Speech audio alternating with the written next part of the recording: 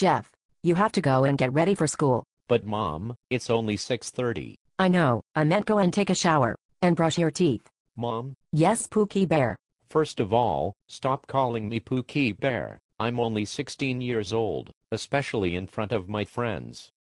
Second, I don't want to go to school. The kids are annoying as hell, the food sucks, and I have to do 6 hours of work in class, which is extremely boring. I want to stay home and chill. No, I want you to get the best education.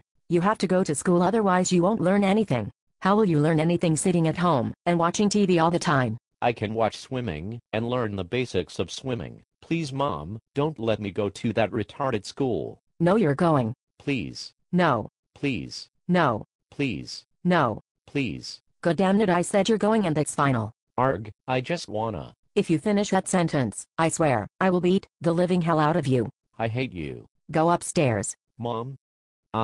Go upstairs. Now. Fine. And while you're up there, I want you to look for my belt. No, Mom, I'm sorry. Please don't give me the ass whipping. You should have thought of it before you said I hate you. Upstairs. Fine, it's not going to hurt anyway.